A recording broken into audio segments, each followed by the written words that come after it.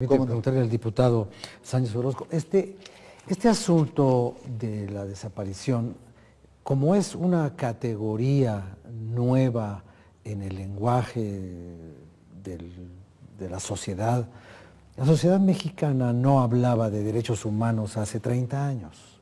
Entonces, todo lo que tiene que ver con derechos humanos es un aprendizaje y tiene que haber una pedagogía de los derechos humanos para que la gente comprenda qué son en el fondo y en la realidad los derechos humanos. Esta violación de la libertad con el abuso del ejercicio de la fuerza que debería ser legítima y que se vuelve ilegítima cuando el Estado, a través de cualquiera de sus estamentos, desaparece a una persona, es imprescriptible. Lo cual quiere decir que en la teoría de los derechos humanos, la teoría jurídica de los derechos humanos, podemos seguir exigiendo la presentación de los de Ayotzinapa dentro de 100 años. Bueno, aunque sepamos que dentro de 100 años no estaría vivo nadie, ninguno de nosotros. Sí, claro. A ver, lo primero que tenemos que decir es que es una ley que a partir de esta fecha van a empezar a aplicarse las normas que están aquí. Evidentemente hay tratados internacionales que hablan precisamente de violaciones graves a los derechos humanos y de la investigación que tiene el Estado mexicano. Lo que han dicho los compañeros y la compañía de diputados tienen toda la razón. México tiene una historia negra de violaciones graves a los derechos humanos, de desaparición, operada por, sobre todo el mismo régimen, como decía Cuitláhuac. La guerra sucia de los 60-70 que aún no se ha saldado porque realmente no hay sanciones. El problema de las desapariciones es la impunidad. Podemos hacer las leyes que ustedes quieran, pero si no se aplican esas leyes, si yo, por ejemplo, ahorita en la premisa alguien me puede preguntar, usted mismo, ¿había forma de castigar a quienes cometieron esas desapariciones o quienes fueron omisos? Claro que había, por supuesto que hay. Las leyes ahí han estado muchas veces, a lo mejor imperfectas, pero había forma de castigar. El problema fue que no se aplicaban esas leyes.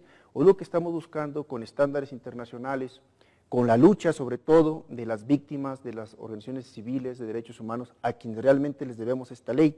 No se la debemos a Peña Nieto, hay que decirlo con esa claridad, porque él ya se va, y él no ha sido capaz de enfrentar el problema, ni los gobernadores, ni los presidentes municipales, porque muchos de ellos están involucrados en esas desapariciones que se están llevando, tal vez en este mismo momento. Entonces, la realidad es que se abre una puerta para que México deje de estar en esa lastre de impunidad, porque las desapariciones forzadas, lo dicen los expertos, la desaparición de personas es incluso una estrategia de miedo y de terror que muchas veces se hace desde el Estado mexicano o de los estados, y podríamos también responsabilizar al Estado. Claro que lo debemos de responsabilizar, porque aún cuando no lo hace de manera directa, ha sido omiso, y eso es una responsabilidad.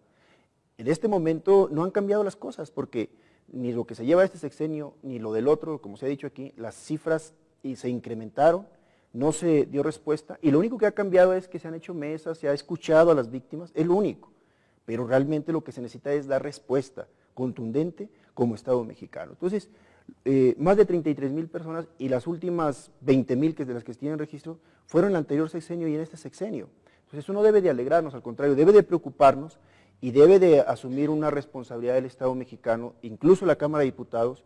Ahorita hablaremos de las bonanzas, como decías, de la imprescriptibilidad que tiene esta ley, pero debemos de asumir una responsabilidad para darle seguimiento puntual a que esta ley se aplique con efectividad, si no va a quedar como muchas otras. Muy bien.